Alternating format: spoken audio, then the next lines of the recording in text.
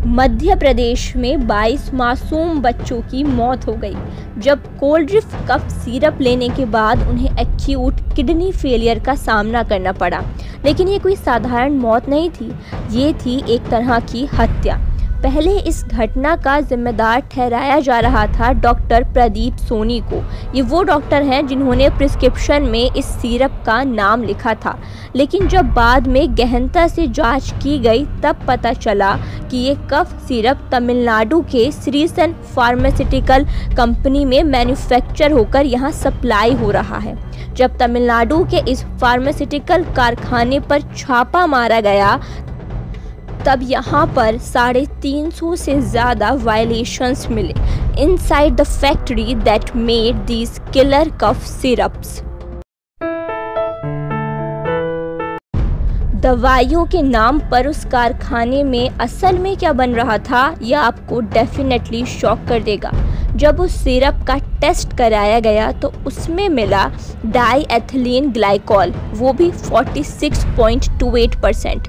इसको आप 50% भी मान सकते हैं। जो DEG है ये एक सस्ता इंडस्ट्रियल सॉल्वेंट है जिसका यूज़ किया जाता है पेंट में, डाई में, प्लास्टिक और ऐसे ही बहुत सारे सामानों को बनाने के लिए।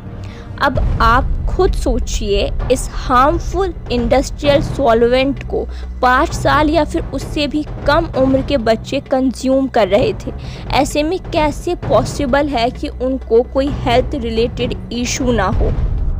और सबसे इम्पॉर्टेंट बात ये है कि ये कंपनी पिछले 14 सालों से 14 ईयर्स से तमिलनाडु में इस्टेब्लिश है।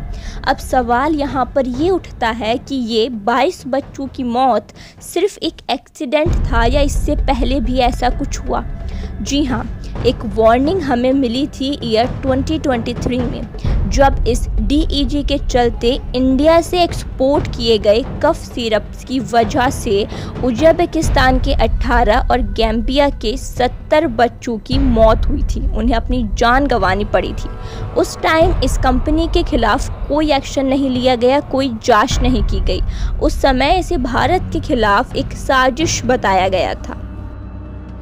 लेकिन इसके बाद अब सरकार ने मध्य प्रदेश और बहुत सारे स्टेट में काफ़ी सारे कफ सिरप्स को बैन कर दिया है और बहुत सारे ड्रग इंस्पेक्टर्स जो संदिग्ध थे या अपना काम ठीक तरीके से नहीं कर पाए, उन्हें भी पूरी तरीके से सस्पेंड कर दिया गया है। सबसे पहले अब हम बात करते हैं उस जांच की जो तमिलनाडु की उस पॉइजनस सिरप वाली कंपनी पर की गई। इस जांच में सामने आया हद से ज़्यादा करप्शन।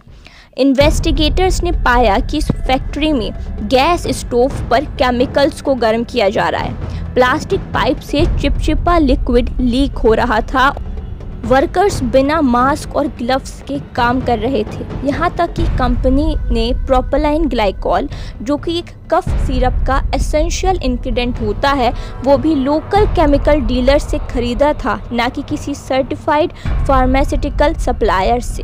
फैक्ट्री में ना तो HEPA फिल्टर्स अवेलेबल थे, ना प्रेस कंट्रोल और ना ही कोई वेंटिलेशन। अगर सीधी शब्दों में कहें तो उस फैक्ट्री में दवाई नहीं बल्कि जहर ही बन रहा था।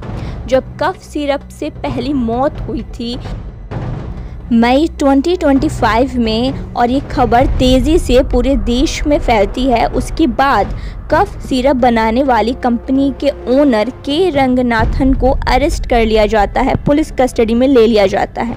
एक और सवाल जिसका जवाब हमारे पास नहीं है कि अगर ये कंपनी दवाइयों के मैन्युफैक्चर में इतने हार्मफुल इंग्रेडिएंट का यूज़ कर रही थी तो 14 सालों से क्यों इस्टेब्लिश खड़ी थी? क्यों किसी ने इसके खिलाफ आवाज़ नहीं उठाई? आखिर इसका जिम्मेदार कौन है? देखिए, हम बड़े लेवल पर तो ज़्यादा कुछ नहीं कर सकते, पर अलर्ट तो रह सकते हैं। कोई भी दवाई लेने से पहले उसकी डिटेल्स को चेक कर सकते हैं। अगर बारकोड अवेलेबल है तो उसे स्कैन करके मेडिसिन की कंप्लीट इन्फॉर्मेशन निकाल सकते हैं कि ये मेडिसिन कहीं किसी ब्लैक लिस्टेड कंपनी ने तो नहीं बनाई। और सबसे ज़रूरी, हम खुद से शुरुआत कर सकते हैं। आपका क्या ओपिनियन है इस पॉइजनस कफ सिरप के बारे में? कमेंट बॉक्स में ज़रूर बताइएगा।